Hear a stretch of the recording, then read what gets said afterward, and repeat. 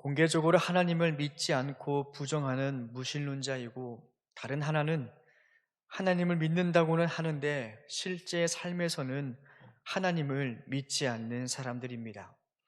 세계적으로 유명한 복음 전도자였던 빌리 그레엄 목사님은 한 인터뷰에서 이런 말을 했습니다.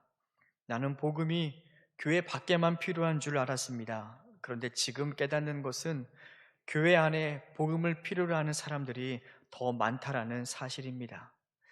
많은 신자들이 예수님을 믿는 사람이 아니라 교회에 다니는 사람들이 되었다고 말하며, 예수 믿는 사람들에게는 세 가지 특징적인 삶이 있다고 합니다. 첫 번째, 하나님이 주시는 만족함이 있습니다. 모든 것이 완벽해서 누리는 만족함이 아니라 우리에게 생명의 공급자 되시는 예수 그리스도가 우리 안에 살아계시기 때문에 모든 상황에서도 예수님으로 말미암아 누리는 삶의 만족함이 나타난다고 합니다. 두 번째, 주위에 선한 영향력을 끼치는 삶이 있고, 그리고 세 번째, 시험을 만나도 넉넉히 이기는 삶이 있다고 합니다. 로마서 8장 37절 말씀에, 그러나 이 모든 일에 우리를 사랑하시는 이로 말미암아 우리가 넉넉히 이기느니라.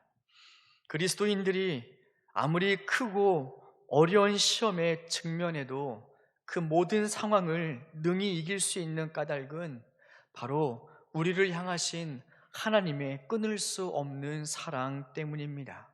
하나님께서 우리를 붙드시기 때문에 높음이나 깊음이나 사망이나 그 어떠한 권세도 우리를 그리스도 예수에 대한 사랑에서 끊을 수 없느니라. 참된 믿음을 갖고 있는 사람들에게는 이러한 세 가지 삶의 모습이 있다라고 합니다. 이 불가능할 것만 같은 만족함과 선한 영향력과 그리고 시험을 이기는 이러한 삶이 어떻게 우리에게 가능할까요? 바로 우리 안에 계시는 예수 그리스도를 믿는 믿음이 이 모든 것을 가능케 합니다. 하나님은 우리 모두를 다 사랑하십니다. 우리 모두를 다 사랑하신다는 사실은 변함이 없습니다. 그러나 하나님이 그 사람과 함께 하신다는 인생의 증거는 그 사람의 믿음을 통해서만 드러날 수밖에 없습니다. 예수님은 오늘 본문의 말씀을 통하여 당시 황제 숭배와 우상 숭배, 여러 가지 사회적인 어려움 가운데 처해 있는 교회들에게 계속해서 말씀을 하시는데, 오늘은 버가모 교회를 향하여 말씀하십니다. 이 버가모 교회 안에는 두 부류의 성도가 있었습니다. 하나는 화려한 우상의 문화 속에서도 끝까지 믿음을 지켰던 교인들이 있었고요. 반면에 또 하나는 믿음이 있는 것처럼 보였지만, 같은 교회를 다녔지만, 그러나 그러한 문화와 우상에 타협하며 신앙을 하고 있는 성도들이 이 교회 안에 공존하고 있었습니다. 먼저 예수님은 본문에게 그들에게 말씀하시기 전에 그들이 어떠한 지역, 어떠한 환경 가운데 살고 있는지를 먼저 주목해서 보십니다. 13절 말씀에 내가 어디 사는지 내가 아노니 거기는 사탄의 권자가 있는 데라. 이 사탄의 권자가 있다라는 것은 사탄의 권세가 너무나도 강력한 곳에서 살고 있다라고 말씀을 하십니다. 도대체 버가모는 어떤 도시였길래 예수님은 이 버가모를 향하여 사탄이 사는 곳, 사탄의 권자가 있는 곳이라고 표현을 하셨을까요? 먼저 버가모는 황제의 숭배에 대한 굉장한 자부심이 있었습니다. 우리가 지난 말씀을 통하여 살펴보았지만, 서머나가 최초로 황제 숭배를 시작했던 도시라면 이 버가모는 황제의 숭배에 꽃을 피웠던 도시가 이 버가모입니다. 이 버가모 지역은 언덕 위에 자리 잡은 도시였습니다. 높은 위치에 자리한 만큼 모든 것을 다 내려다 볼 수 있고요.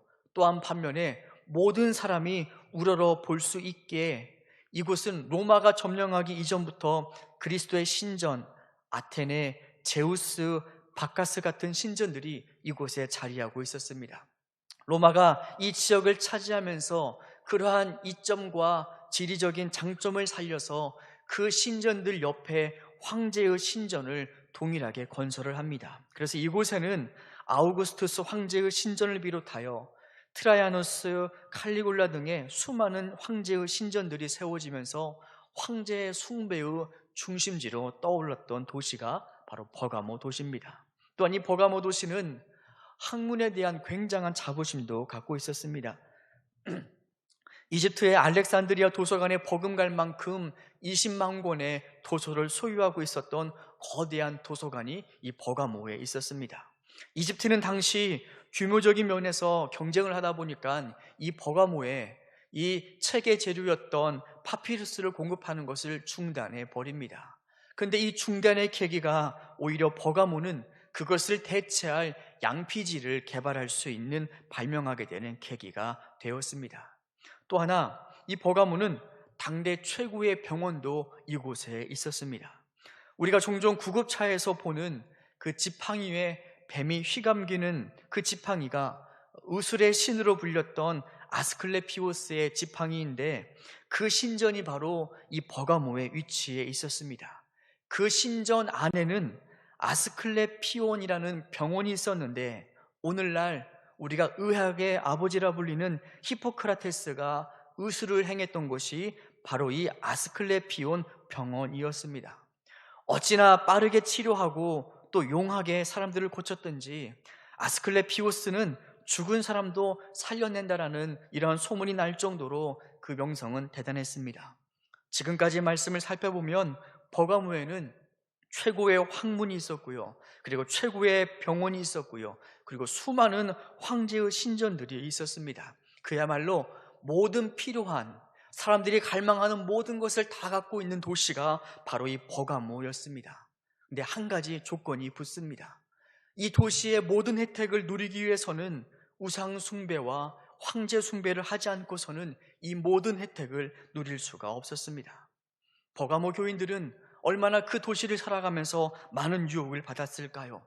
신앙의 갈등은 아마 상당했을 것입니다. 우리가 아프면 물론 하나님께 기도했겠지만 그래도 낫지 않으면은 이런 생각도 들었을 것입니다. 그 용하다는 신전이 있다던데, 그 용하다는 병원이 있다던데, 거기 가면은 병을 고칠 수 있지 않을까? 이런 생각도 했을 것입니다. 예수님을 믿지 않는 저 사람은 하는 일마다 잘 되고 잘 풀리는데 왜 나는 이렇게 잘 되지 않나? 혹 그 사람이 믿고 있는 그 신전에 그 황제가 그러한 능력을 주는 것은 아닐까? 아마 버가모 교인들도 인생이 잘 풀리지 않을 때마다 그러한 생각으로 흔들렸을 것입니다. 그럼에도 불구하고 이 교회 안에는 끝까지 믿음을 지켰던 사람이 있었습니다. 그리고 순교자가 발생하는데 그 순교자의 이름이 바로 안디바였습니다. 이 안디바는 버가모 교회의 감독, 한마디로 담임 목사였습니다. 사도 바울이 이 교회를 위해서 세운 지도자입니다. 안디바는 순교를 당할 때에도 예수님께 대한 믿음을 저버리지 않았다라고 예수님이 칭찬해 주십니다. 그 마지막 순간까지 예수 믿는 믿음을 붙들고 죽어갔던 그를 향하여 예수님은 이렇게 칭찬해 주십니다. 내 충성된 증인 안디바.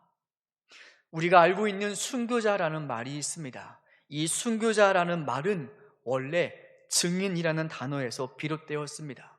증인은 보고 들은 것을 그대로 말하는 사람입니다. 즉 순교란 자신이 보고 들은 것을 끝까지 부인하지 않다가 죽는 것이 바로 순교입니다. 그런데 꼭 생명의 위협 앞에서만 죽어야 순교가 아닙니다. 우리가 살아가고 있는 동안 내가 만난 예수님, 내가 믿고 있는 성경 말씀의 진리, 내가 들은 그 말씀을 끝까지 부인하지 않고 사는 것도 바로 순교의 삶인 것입니다. 그러나 버가모 교회의 모든 성도가 다 그런 신앙을 가지고 있었던 것은 아니었습니다. 그 교인들 중에서는 몇몇은 같은 교인의 모습을 하고 있었지만 전혀 다른 삶을 살아가고 있는 사람들도 있었습니다. 예수님은 그들을 향하여 14절에서 말씀하십니다. 그러나 내게 두어 가지 책망할 것이 있나니 거기 내게 발람의 교훈을 지키는 자들이 있도다. 그리고 15절에서 말씀하십니다. 이와 같이 내게도 니골라당의 교훈을 지키는 자들이 있도다. 이 버가모 교회 안에는 발람의 교훈과 니골라당의 교훈을 지키는 자들이 있었습니다. 먼저 발람의 교훈이란 하나님보다 돈을 더 사랑하여 신앙이 변질된 자들을 말합니다. 발람은 민수기에 등장하는데 베드로 후서와 유다서에는 이 발람에 대해서 이렇게 기록합니다. 바른 길을 떠나 미혹되어 불의의 싹을 사랑하다가 멸망한 자. 모압 왕은 출애굽한 이스라엘 백성들이 너무나 두려웠습니다. 그래서 그때 당시에 능하다는 이 주술사 발람을 불러와서 이스라엘 저들을 저주해 달라고 요청을 합니다. 그 주술사 발람이 신통했던 자였던지 그 발람은 하나님께서 백성들을 저주하는 것을 원치 않는다는 것을 알고 있었습니다. 그래서 처음에는 그 왕의 제안을 거절합니다. 그런데 모압 왕은 그에게 점점 더 큰 재물과 점점 더 큰 명예를 약속하자 결국 발람은 하나님이 싫어하시는 줄을 알면서도 그 재물에 눈이 멀어 이스라엘을 저주하기 위해서 떠납니다. 돈 때문에, 탐욕 때문에 넘어진 자였습니다.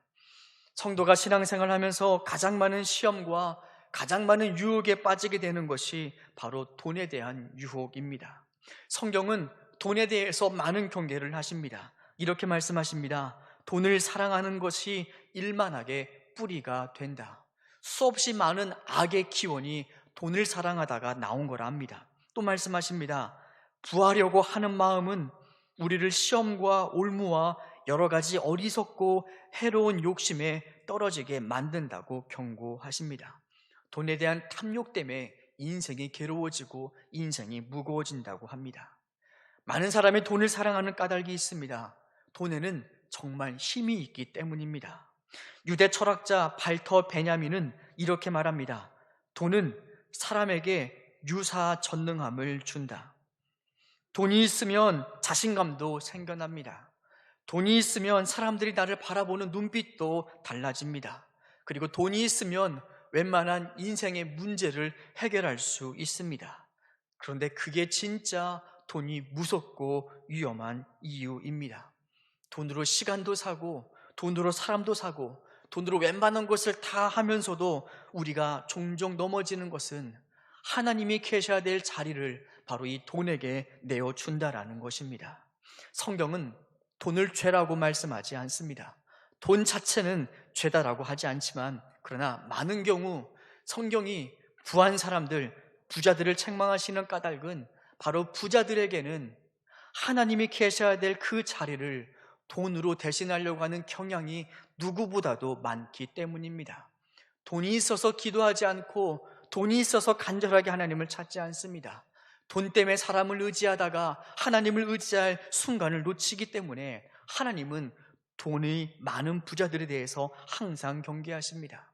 예수님이 책망하셨던 어리석은 부자, 예수님께서 그를 책망하실 까닭은 그 부자가 돈이 많아서가 아닙니다. 그 부자의 생각 때문입니다.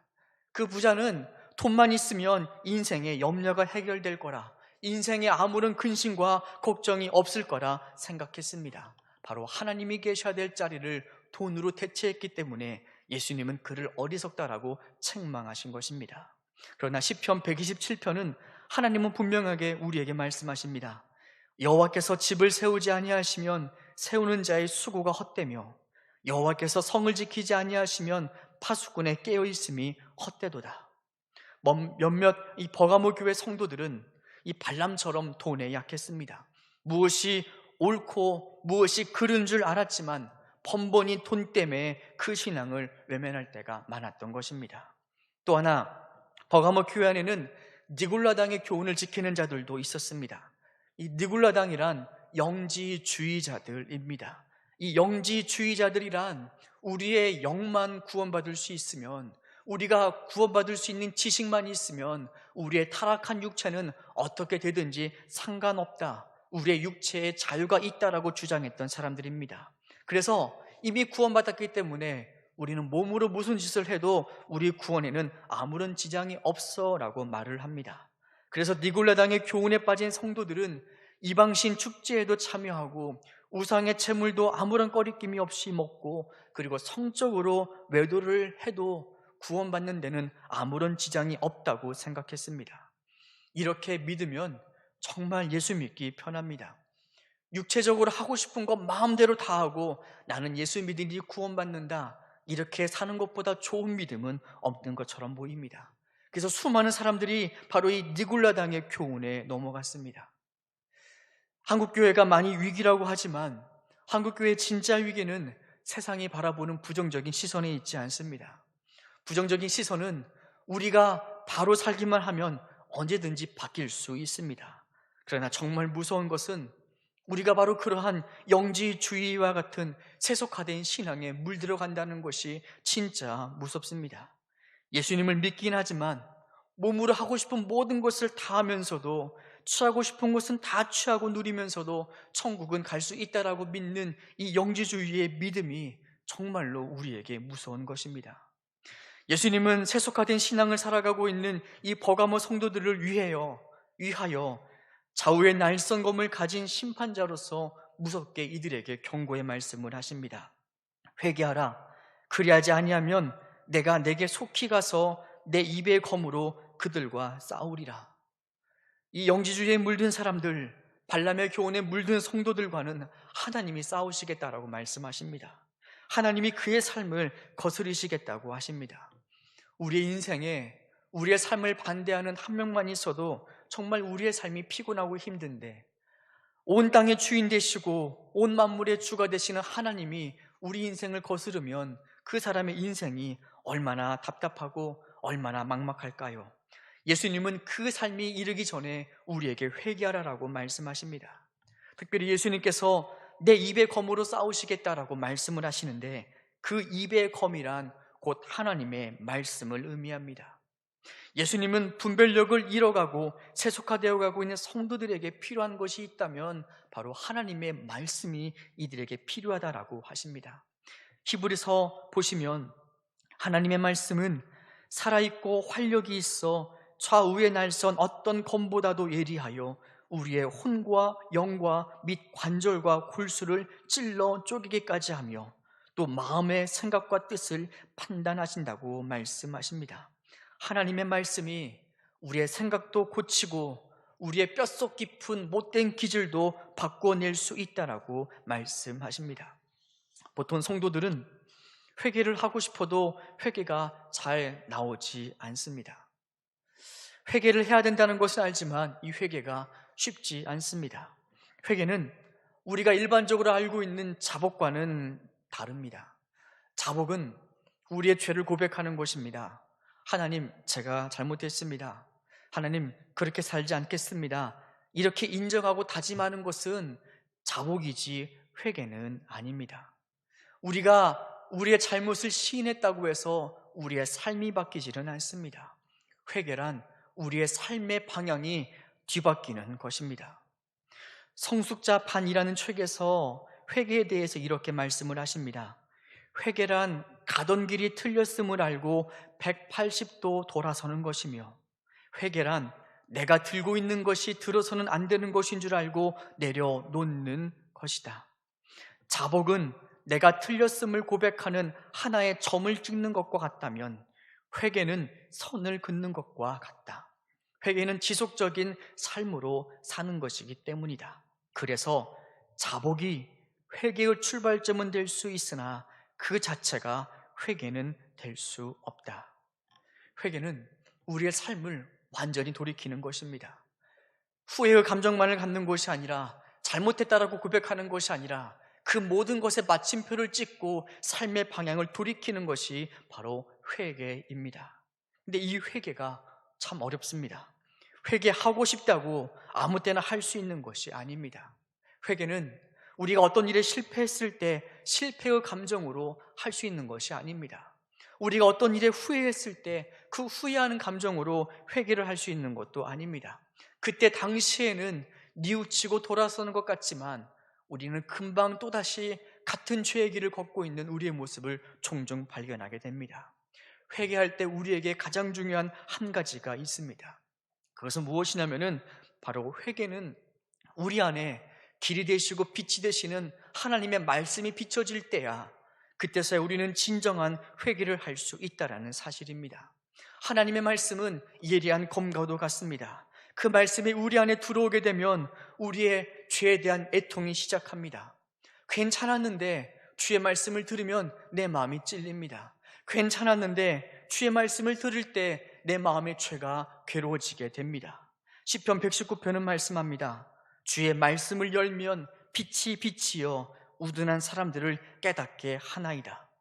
나의 삶은 남들이 볼 때는 참 괜찮은 인생이었지만, 그런데 말씀이 우리 안에 들어오면 내 삶의 결말이 비참한, 하나님 앞에 멸망할 수밖에 없는 인생임이 깨달아지는 것이 바로 하나님의 말씀의 역사를 통하여 우리에게 일어나는 은혜의 시작입니다. 뿐만 아닙니다. 주의 말씀이 우리 안에 심겨지게 되면 우리의 뼛속 깊은, 우리의 바뀌지 않았던 그 기질과도 같았던 그 골수까지 찔러 쪼개는 것이 바로 하나님의 말씀입니다. 하나님의 말씀은 살아있고 좌우의 날선 예리한 검과도 같아서 이 말씀을 정면으로 대한 사람은 그 누구도 회개하지 않고서는 버틸 수 없는 것입니다. 이 회개가 시작이 되면 우리는 하나님 앞에서 벗겨진 채로 서 있게 됩니다. 너무나 부끄럽고 창피합니다. 지은 죄가 생각이 나고 눈에서는 눈물이 나고 마음이 괴롭고 아픕니다. 이들을 살다가는 내 삶의 길이 멸망의 길임을 깨닫게 됩니다. 그런데 희한하게 마음은 고통스럽고 마음이 아프고 쓰라린데 우리의 영은 기뻐합니다. 우리의 삶은 회복이 되고 우리에게 잃어버렸던 기쁨이 회복이 됩니다. 세상이 주는 근심은 사망을 이루는 근심이지만, 그러나 하나님 말씀이 주는 근심은 우리를 구원에 이르게 하는, 회개로 하게 하는 근심입니다. 다윗은 정말로 큰 죄를 지었던 사람이었습니다. 우리아의 아내를 범하고 그리고 충신이었던 우리아를 죽이고 그것도 모자라 왕의 권력으로 그 모든 죄를 다 덮어버렸습니다.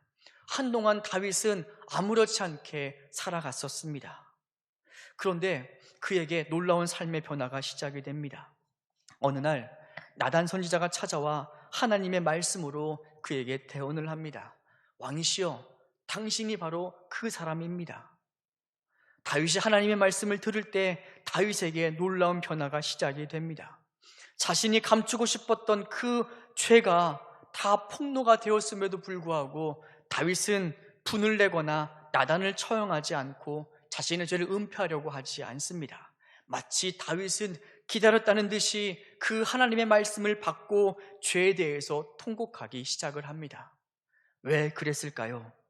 그동안 다윗은 표현하지 못했지만 자신이 짊어지고 살았던 무거운 죄의 짐 때문에 괴로워했던 것입니다. 남들은 괜찮아 보였지만 자신의 속은 괜찮지 않았던 것입니다. 일을 할 때마다 죄가 마음을 찌르고, 일을 할 때마다 마음이 근심이 되고, 너무나 버거운 죄의 짐은 우리 중에서 감당할 수 있는 사람이 아무도 없습니다. 죄의 짐의 무게는 얼마나 무거운지 하나님은 그 죄의 짐의 무게가 사망의 무게와도 같다라고 합니다. 다윗에게 하나님의 말씀이 심겨집니다. 하나님의 말씀이 그 안에 들어가서 얼마나 그가 추악한 자였는지, 얼마나 그가 죄를 악하게 저질렀는지 그의 모든 죄를 하나씩 하나씩 들추어냅니다. 그런데 다윗이 이렇게 기도를 합니다. 하나님이여, 내 안에 정직한 영을 새롭게 하옵소서. 주의 성령을 내게서 거두지 마옵소서. 다윗은 자기 안에 죄가 드러내시는 성령님이, 자기 안에 죄를 드러내시는 성령님을 떠나도록 간구하시는 것이 아니라 자기 안에 죄를 드러내시는 그 성령님이 오랫도록 남아 계시기를 간구하고 있었던 것입니다. 다윗은 이 철저한 회개를 통하여 하나님 앞에 죄인 되었음을 고백합니다. 그제서야 다윗의 모든 삶의 무거운 죄의 짐이 벗겨집니다. 비록 다윗은 죄의 대가는 치렀지만 그러나 삶의 기쁨이 회복되었고 하나님과 막혀있던 모든 관계가 바로 이 회개, 죄인됨의 발견을 통하여 하나님과의 모든 관계가 회복이 됩니다. 세상은 죄인이라는 소리를 참 싫어합니다. 누가 나를 죄인이라고 했을 때 사람들은 나보다 더 큰 죄를 지은 사람의 죄를 들추어내어서 나의 죄를 덮는 것이 죄의 속성입니다. 그래서 세상의 사람들은 죄를 회개하지 않습니다. 그러나 성도는 그렇지 않습니다. 성도는 하나님 앞에서 죄인됨으로 발견되는 것을 전혀 부끄러워하지 않습니다. 왜냐하면 하나님 앞에서 내가 죄인으로 발견이 되면 될수록 나의 약함은 드러나고, 우리의 약함이 드러나면 드러날수록 하나님은 우리의 강함이 되어주시기 때문에 그때 하나님의 은혜가 우리에게 발견되어지고 그때 우리에게 예수의 십자가의 가치가 확연히 드러나기 때문에 성도는 죄인됨을 전혀 부끄러워하지 않습니다. 우리는 질그릇같이 깨지기 쉬운 연약한 자이지만 그러나 능력은 우리에게 있는 것이 아닙니다. 우리의 삶의 능력은 우리와 함께 하시는, 내 안에 거하시는 예수님이 우리의 능력이 되시는 것입니다. 그래서 성도는 나는 죄인입니다, 나는 하나님의 은혜가 필요한 죄인입니다, 이 고백을 하면 할수록 강력해지는 삶을 살 수 있습니다. 그런 자에게 예수님은 오셔서 하나님의 강함으로 우리의 삶을 보호하시고 지켜주십니다. 우리의 삶의 회개가 회복되었으면 좋겠습니다. 우리 의지로 하지 못하는 그 회개, 하나님 우리 안에 오셔서 말씀으로 나의 죄를 들춰내 주셔서 내가 하나님 앞에 죄인됨을 잊지 않고 살 수 있는 은혜를 우리에게 허락하여 주옵소서.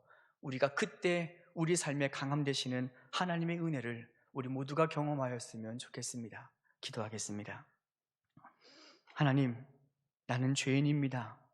세상의 법정에서 내가 죄인으로 판결받으면 부끄럽지만 하나님 앞에서 내가 죄인됨을 발견한다는 것은 내가 사는 길이고 내 삶이 회복되어지는 길입니다.